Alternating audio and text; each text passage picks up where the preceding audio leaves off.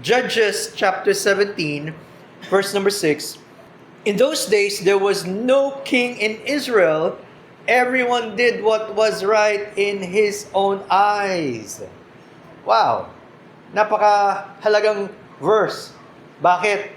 Pinapakita dahil sa kakulangan ng leader, bawat isa gagawin nila yung gusto nila. And that's the nature of man, di ba? If left to ourselves, we will do what we want. And usually, it's going on the wrong direction. Palayo sa Diyos ito eh. And then, how did I know na ito yung pinaka-main focus of Judges 17 and then 18? Kasi sabi sa 18:1, pansinin nyo, in those days, there was no king in Israel. It was repeated. Inulit yung mga katagang, sa panahon yon, walang hari sa Israel. Diba? So, tandaan nyo before, ang Diyos ang nagli-lead sa bansang Israel.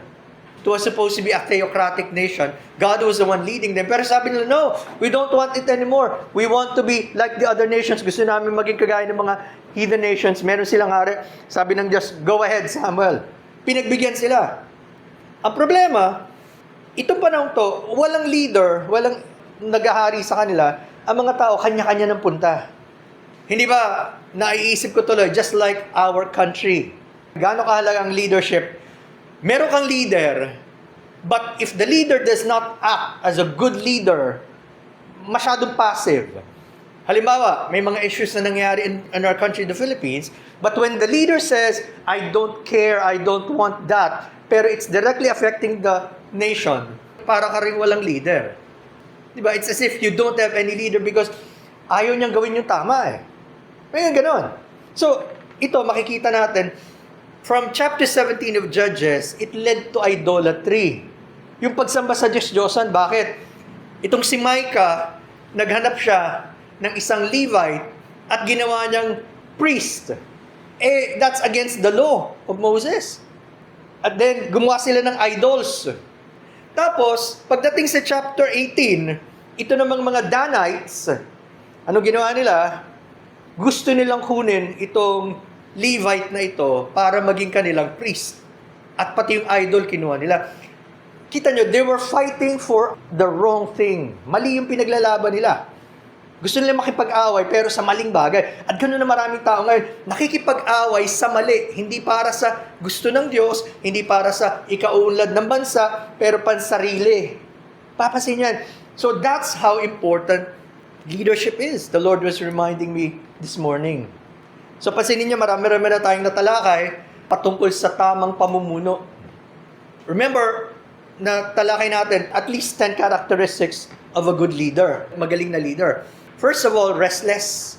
Gusto niya may ginagawa, lalo na para sa Diyos at sa mga tao. Pangalawa, optimistic. Maganda ang kanyang pananaw dahil may Diyos, hindi siya madali na panghinaan ng loob. Pangatlo, intense. Pag ibibigay na rin lang, ibibigay na ng buong lakas. Hindi siyang baliwala lang. Number 4, may self-control. Una, sarili. At totoo yun, bago tayo gamitin ng Diyos sa iba, kailangan pamunuan natin, sarili natin at ang ating pamilya. Tama? And that was my prayer earlier, that the Lord would take control of me so that I could lead my family and I could lead other people, or else, hindi tayo pwedeng gamitin ng Panginoon. Panlima, nabanggit natin, dito kayo natataw makapalang balat, thick-skinned. Hindi madaling masaktan. May konting kritisismo lang, ayaw na. Di ba? Number 6, energetic. Andun yung kanyang lakas para sa Diyos. Tandaan nyo, huwag nating ubusin ang lakas natin sa mga bagay na walang kakwenta-kwenta. Let's not waste our energy for those trivial things, yung mga things that don't matter. Number 7, hard thinker. Marunong mag-isip. Hindi niya iiwasan yung mga bagay na mahirap. Gusto niyang pag-isipan. He wants to think through even difficult things. Number 8, at magkasama yung 8 and 9, articulate and able to teach. Magtuturo siya, lalo na kung salita ng Diyos yan, ng malinaw. At gusto niya maintindihan ng marami. And then number 10, a good judge of character. Sabi nga ni Brother Cesar last time, ito daw yung parang gift of discernment. Nakikita niya sa mga tao sino yung nagpapanggap lang. Of course, ang Diyos nakakabasa ng puso. Pero nakikita niya kung itong taong to seryoso sa Diyos o hindi. May mga tao matagal na nagsasabing Kristiyano, hindi naman gusto mag-commit sa Panginoon. A good judge of character. Again, just like the Lord Jesus Christ. Pagpunta natin ngayon for our topic, as we continue on, the 11th character of a good spiritual leader is being tactful. Anong pagiging tactful? Saying the right thing at the right time. Kaya mong sabihin yung tamang bagay sa tamang panahon. Hindi tactless, ha? Not tactless, but tactful. Maingat sa salita. Colossians 4, 5 to 6. Tingnan nyo ang reminder. Colossians 4, 5 to 6. Sabi ni Apostle Paul, walk in wisdom toward those who are outside, redeeming the time. Let your speech always be with grace, seasoned with salt, that you may know how you ought to answer each one. But do kailangan tayong lumakad ng may karunungan, lalo na para sa mga hindi nakakakilala sa Panginoon? Ang sabi dyan, una, dahil maikli na ang panahon. We have to redeem the time. Hindi po pwede na pagdating sa church, again, prim and proper, maayos tayo, pag uwi sa bahay, at home, or during the rest of the week, tayo na yung pinakaayaw ng mga tao. Di ba? Sabi nga, may isang nagsabi, minsan daw mahirap ang preacher. Ano yung pastor? Yung iba kasi, di ba, merong sinusuot. Pag meron daw mga preacher, pag tumayo sa pulpit, sabi ng mga members, don't go down out of the pulpit. Why? Kasi, napakaganda na eh. Ayaw na nilang pababain. Meron namang iba, pagka ang buhay, again, their lives are not in accordance with the Word of God. Sabi nila, because of your life, don't go to the pulpit. Diyan ka na lang. Hindi magkatugma. They don't match. So dapat, ang isang naghahanap sa Diyos pareho. Inside and out, you are the same. Regular days and the Lord's Day, you are because of God. Sabi sa Proverbs 25:11, a word fitly spoken is like apples of gold in a setting of silver. Imagine, napakaganda. Kung meron kang apple of gold tapos ang tray mo, silver. Wow! Ganun daw ang salita na tamang-tama sa panahon. At the right time, someone needs that. But again, who can give that kind of wisdom? Sino magbibigay ng karunungan ganun? Di ba ang Diyos? It comes from the Holy Spirit to lead us to talk about the right thing at the right time to that person.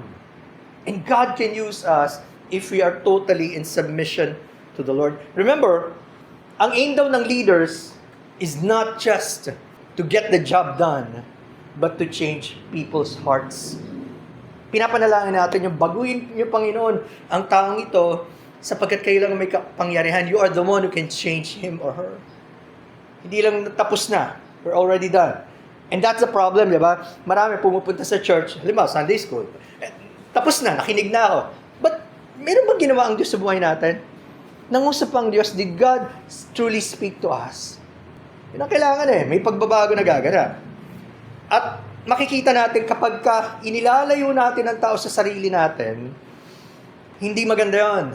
Alienating people unnecessarily is self-defeating. Kasi nga ang purpose natin, dali ng mga tao sa Diyos to lead other people to God so you cannot be alienated to people.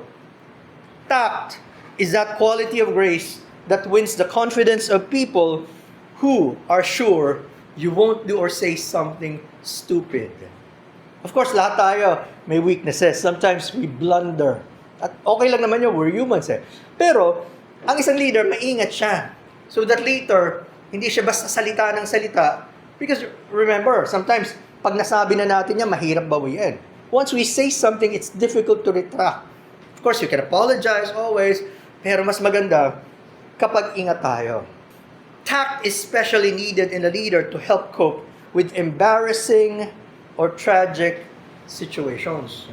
Lalo na kung ang sitwasyon medyo mahirap o nakakahiya, how does a leader cope with that? For example, di ba minsan nag-uusap-usap, there's a conversation going on, and then someone would say something totally irrelevant to the topic.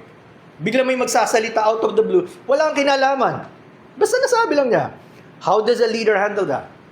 Alam naman sabihin ng leader, mali ka nga. Ba't mo sinabi yan? Or, pwede niyang sabihin, oh, thank you for what you said, and then go back to the main topic. Kita niyo yung kaibahan? For example, ano ang kaibahan pag may nagsabi sa inyo, napakalaki ng paa mo para sa sapatos na yan. Your foot is too big for this shoe. Compare with this shoe is too small for your foot.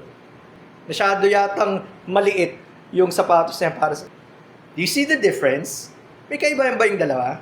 Sa meaning, pareho. Pero may kaibahan ba ng dating? Alam nyo, nasa paraan ng pagsasabi.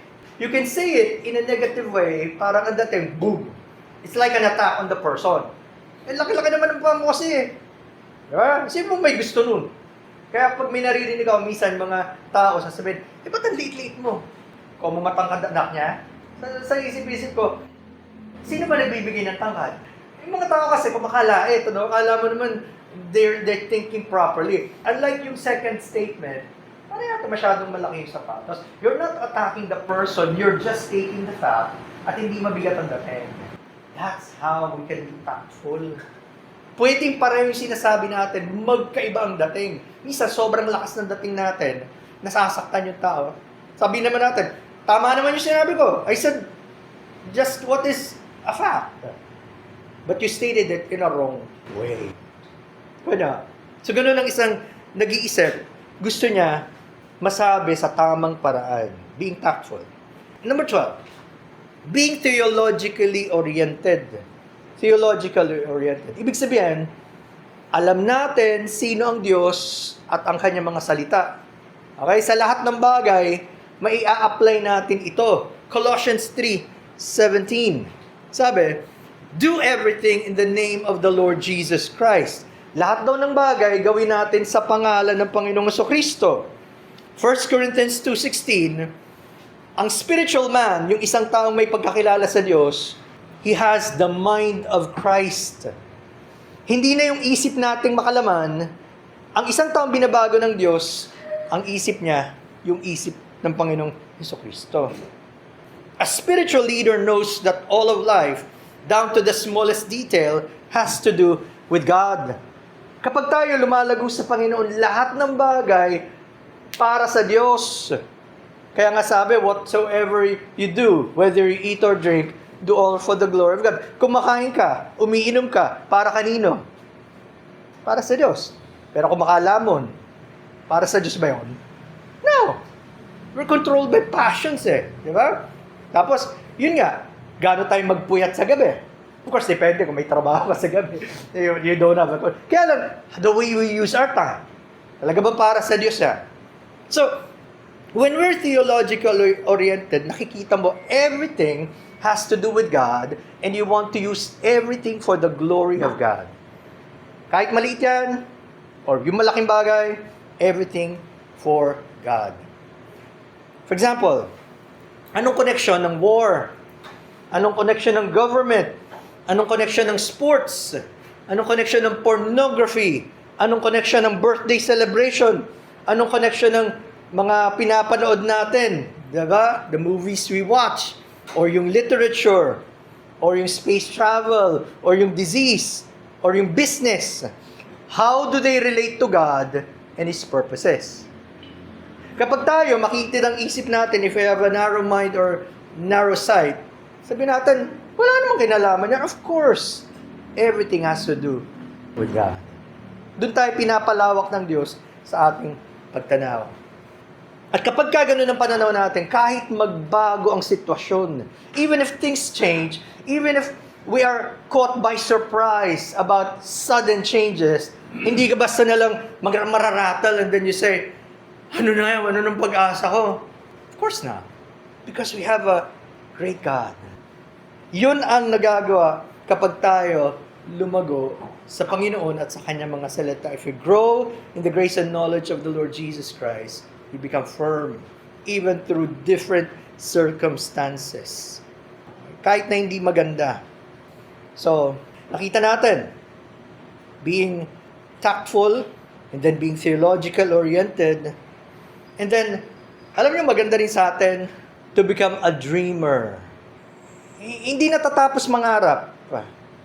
Yun daw nawawala, di ba? When we become older, we lose that childlike dream. Para bang, wow, sana. Di ba?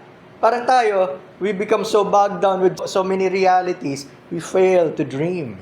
But you know, sabi sa Joel 2:28, sa last days daw, your old men shall dream dreams, and your young men shall see visions. Pagdating daw ng Espiritu ng Diyos, kahit yung mga matatanda, mangangarap sila, makakakita sila ng mga pangitain mula sa Diyos.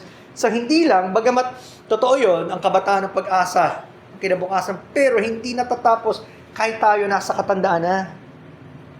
You do not give up and say, wala na akong magagawa. Of course na. Kaya pa tayo binubuhay ng Diyos eh. There's so much thing na gusto pagawa sa atin ng Diyos, tama? So, at any age, kailangan matuto tayong mangarap at makita natin yung mga pinapakita ng Diyos. Huwag lang tayong puro ito lang, and then we fail to be excited about the future.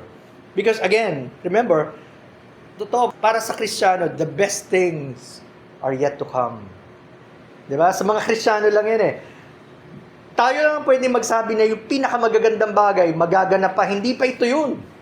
Marami pang inihanda ang Diyos sa atin. So why not pursue God? Alam niyo yung kwento sa 2 Kings chapter 6? Habang napakaraming army, yung enemy of Israel.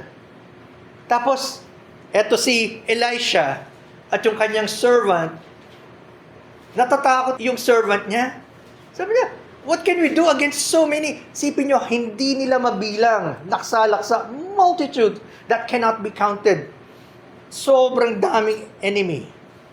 But then, this was Elisha's prayer. Sabi doon, if I would read 2 Kings 6:15 hanggang 17, Elisha prayed and said, O Lord, please open his eyes that he may see. So the Lord opened the eyes of the young man, and he saw, and behold, the mountain was full of horses and chariots of fire all around Elisha. Wow! Yun yung hindi nakikita ng kanyang lingkod. Ang dami pala na army ang Diyos. God has already sent His army for the spiritual battle. Hindi sila pwedeng matalo. Why? Because God was with them. And sometimes, God has to open our eyes again and again. Actually, hindi lang sometimes, many times. Why? Kasi parang ito na lang nakikita natin, the physical realm. But we fail to see there's so much more. Kaya nga daw ang ating pagtingin, wag lang dito, kundi sa mga heavenly things. Pag binuksan ng Diyos ang ating mga mata, then we will know much more. Wag lang tayong makontento sa physical, but more so to what God has in store for us. So, leaders can see the power of God overshadowing the problems of the future. Ito daw nakikita ng leader, kayang gawin ng Diyos ang kanyang nais at ang kapangyarihan niya sa nagaganap sa atin para mabigyan tayo ng mas mainam at mas maayos na kalagayan. Diba? So, hindi ka devastated because you can see the great power of God. And you know, this is a rare gift. Kahit na there's an overwhelming opposition, malakas ang kalaban, pero makikita mo mas malakas ang Diyos. Parang si David, during the time. Sabi niya, kay Goliath, I come to you in the name of God. The battle is the Lord's. Di ba nakita niya, kaya ng Diyos. Ganun din sana, encourage tayo ng Panginoon to continue to look up to Him. I'm sure, hindi nyo man sabihin, even if you don't tell me, each one of us, meron tayong sarili-sariling set of problems. May mga problema tayong kinakaharap eh. Iba-iba nga lang siguro. Di ba? In shape or form. Pero bawat isa meron. But how do we deal with those? Do we deal with our own strength? Or do we deal with it trusting God for everything? Yun ang kailangan natin. Kaya nga, masarap kapag meron tayong palaging time with the Lord. Yun ang huwag natin kakalimutan. Our moment with God every day. Bakit? Doon tayo matututo sa Diyos. We can listen to God from His Word. to the Holy Spirit speaking to us. Di ba? Every day, we must have the time. At yun ang problema ng karamihan. They don't have time anymore for God. Ibalik tayo ng Panginoon. Nasa 14th na tayo. Kailangan din, ang leaders should be organized and efficient. Kailangan yan. Di ba? Iba-iba tayong temperament, lalo na sa mga kalalakihan. I don't know. Sa aming bahay, my wife is really the organizer pagdating sa home. Kaya, I cannot imagine kung wala yung asawa ko eh. Pero, leaders should also learn to be organized, lalo na to get things quickly, meron tayong access. As much as we can, we must learn how to organize things. Kasi, it does affect us.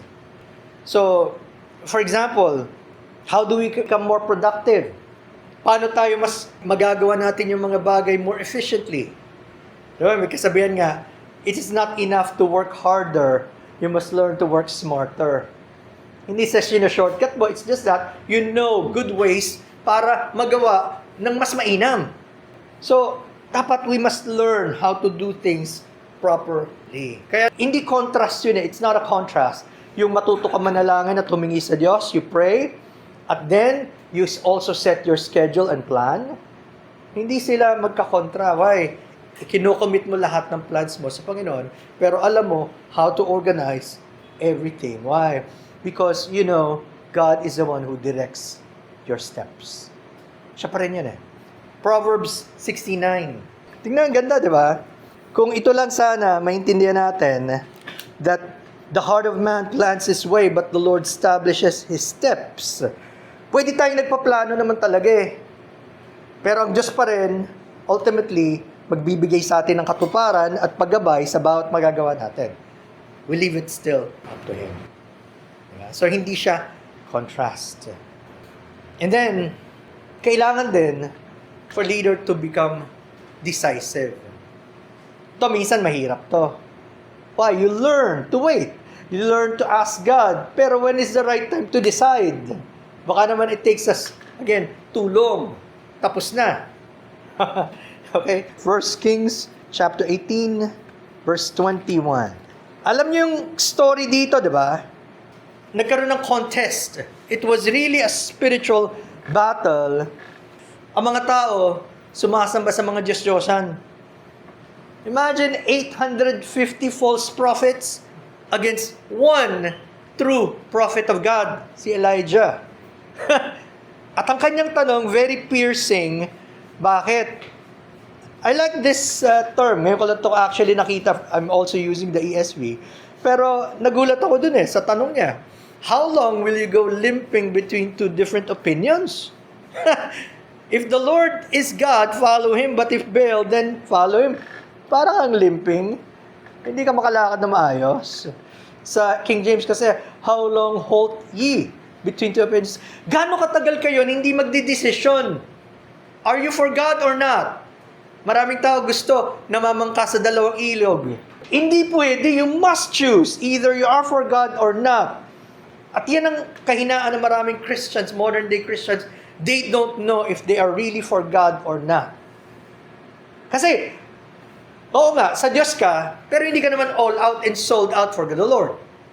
Para bang you don't know if you are a true Christian and a believer, kasi ang definition ng Christian ngayon, parang, yeah, you're naming the name of Christ, but you're not all out for Him. Marami ganon. Marami naman, hindi nga sila para sa Diyos, pero nag-a-act parang religious. How long? It's also a question for us, when will be the time that we will be serious when it comes to God? Talaga bang seryoso tayo para sa Diyos? Lalo na, mahalaga to, when it comes to God and the work of the Lord, we must be decisive.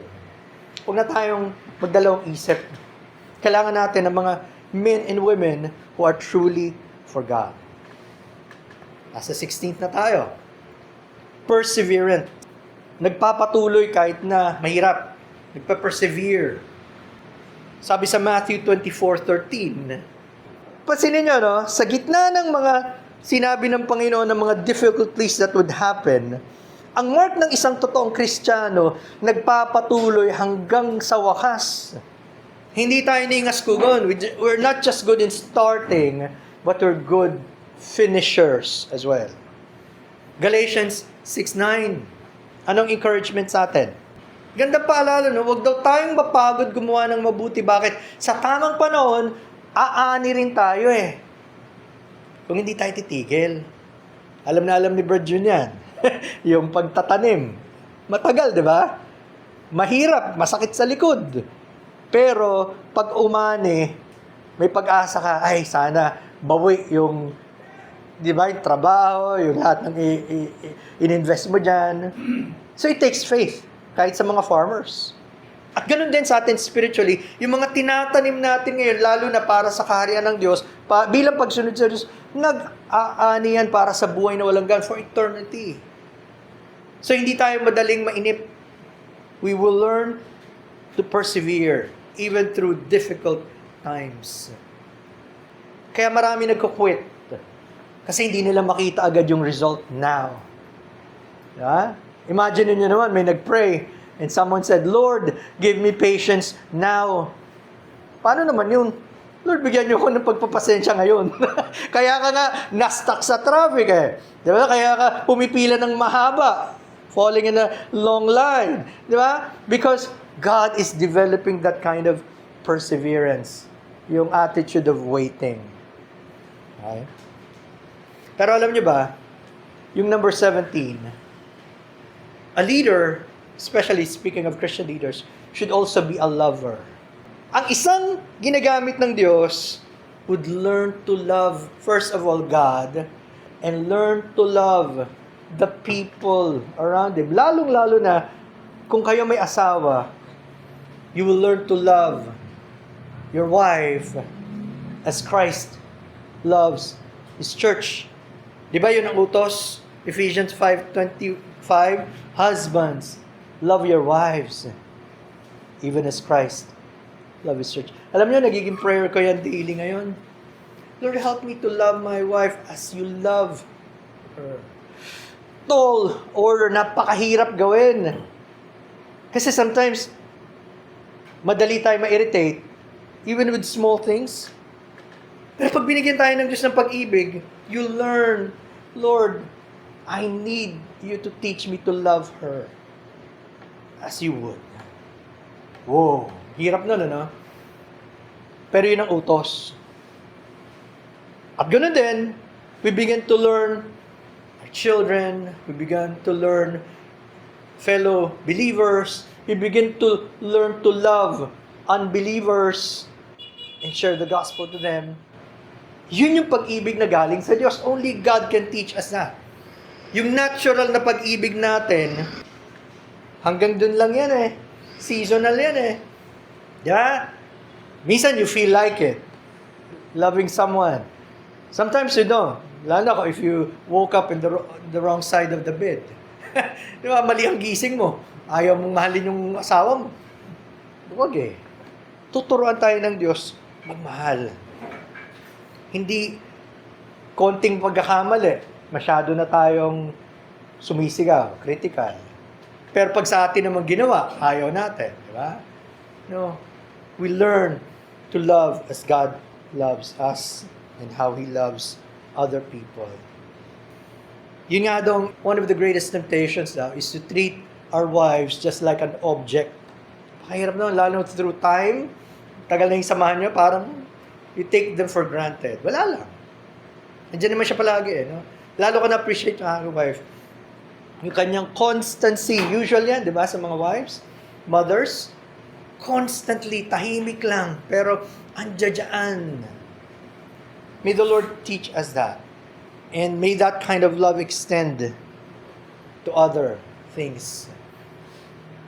And then 18th, ang leader din marunong magpahinga. Restful. Okay? Hindi restless, but restful. Why? Natutunan niya kahit gaano karami ang activities, he learns to rest in the Lord. Psalm 127. I'm sure you know these verses. Psalm 127, 1 and 2. Napakagandang reminder. tingnan nyo yan, unless the Lord builds a house, they labor in vain that build it. Lahat ng efforts natin mawawala ng saysay pag hindi ang Diyos ang nagtatag.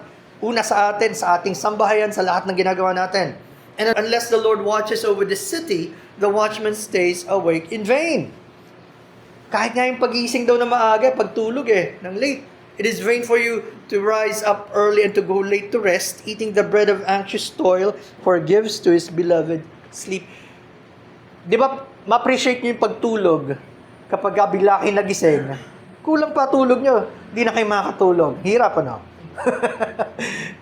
You know, kahit yung pagtulog galing sa Diyos, it is from the Lord. Kaya appreciate nyo yun. Pag natutulog pa kayo ng maayos, at wala kayong sobrang kabigatan na ibibigay nyo sa Diyos, thank you, Lord, for another day. Thank you for a good night's rest. Thank you that you have given me strength to start the day. Why not begin the day with the Lord? So, lahat talaga sa Diyos nakasalalay. Even our productivity, even our efficiency, lahat ng pwede natin gawin comes from God. So we learn how to balance that. Mark 6:31, sabi ng Panginoon sa mga disciples niya, sobrang busy na sila. But then He said, "Come away by yourselves to a desolate place and rest a while." Siya mismo nagsabi, "Liga muna, punta muna kayo sa lugar na kayo lang at medyo magpahinga." Kailangan natin yun. Ilang araw daw magtatrabaho according to the 10 Commandments in a week? 6 days. Maraming tao, bina-violate na yan. Bakit? Diba? Kasi Exodus 29 and 10, 6 days shall you labor and do all your work, but the 7th day is a Sabbath to the Lord your God. Bagamat we do not worship in the Sabbath because our Sabbath is in the Lord Jesus Christ, pero maraming tao, they violate this because lahat na lang sa kanila work. There's no time for God. Pero the principle is the same. Binigay na nga sa'yo yan, kukunin mo pa yung para sa Diyos, para bang illustration nga daw, here's a beggar, and then asking, and then, naawa ka, di ba, you felt pity for the person, you gave a few pesos, pero sabi niya, teka, meron pa yun hinabol ka pa, binantaan ka pa, and then, he still took what you have. Ano mararamdaman mo? Di ba, kaya nga, yung kasabihan, beggars cannot be choosy, kaya lang mga beggars kayo ayaw. Bawal yung 5 pesos, bawal yung 10 pesos. Bill ang hinahanap. Di ba? Ang problema, ganun tayo. Binigay na nga sa atin lahat ng Diyos, tapos pati yung sa Kanya kukunin natin. Anong klase naman tayo nun? So many people do not see that anymore. Kaya they are addicted to their work, they are addicted to their career, they are addicted to their dreams, but not to God. See? That's the problem of so many people. Nawala yung proper balance. People are not able to rest in the Lord. Kailangan natin yun. Habang binabanggit ko to, dami, no? You know what? I felt overwhelmed. As hopefully you did. Sana ganun din nararamdaman niyo. Parang naisip niyo, sobrang dami naman. Of course, hindi pa nga natin na-exhaust lahat to. It's not exhaustive yet. Why? Dapat dumating tayo sa point na makita natin, 2 Corinthians 2:16, who is sufficient for these things? Lord, sino ba talaga pwedeng makagawa niyan? We cannot. Sa sarili namin. As much as we want to serve the Lord with our best ability, we cannot all of the time. Why? Because we're weak. But God is strong. Diba? Doon natin kailangang itama because maaaring ang perception nyo, kailangan do this. Don't do that. No. That's not just being under the law, but being under the grace and mercy of God. Yun yung kailangan natin Kaya, sa akin, isa sa mga important verses sa akin yung Zechariah 4:6. Because ito ang specialty ng Diyos. When we are weak, He's strong. Zechariah 4:6. Not by might, nor by power, but by my Spirit, says the Lord of hosts. Huwag sa lakas natin. Ilang ulit na natin ginawa yan. So many years, puro lakas na natin Where did it lead us? Wala. Bagsak tayo palagi. Palaging kulang. Palaging empty. Diba? And sana matutunan natin yung natutunan ni Apostle Paul, 2 Corinthians 12:9 and 10. Bakit hindi tinatanggal sa kanya ng Diyos yung thorn in the flesh? Kasi ayaw ng Diyos na magmayabang siya.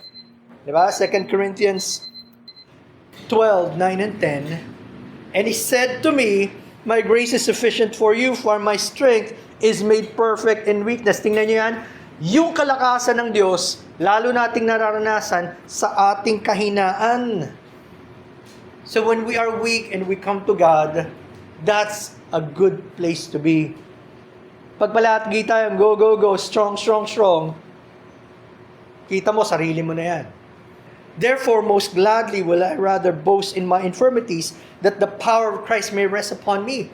Therefore, I take pleasure in infirmities, in reproaches, in needs, in persecutions, in distresses. Why? For Christ's sake. For when I am weak, then I am strong. Yun ang kaibahan. Pag tayo dumating sa difficulties, pag mga pagsubok, pag alam natin, Lord, para sa inyo, handa kong daanan ito, that's following our Master. Follow His steps. Pero kapag ka dinadaanan mo lang yan, again, para sa iyong sarili, walang mabuting idudulot yan. All genuine leadership begins in a sense of desperation, the knowledge that we are helpless sinners in need of a great Savior. Doon tayo dapat dali ng Diyos. Again, bago natin mapangunahan yung ating family, yung ating mga kaibigan, yung ibang mga tao, kailangan ang Diyos muna ang nangunguna sa atin when we see wala tayong kakayanan. Yun ang gagamitin ng Panginoon. As we come to Him again and again, Lord, kailangan ko kayo.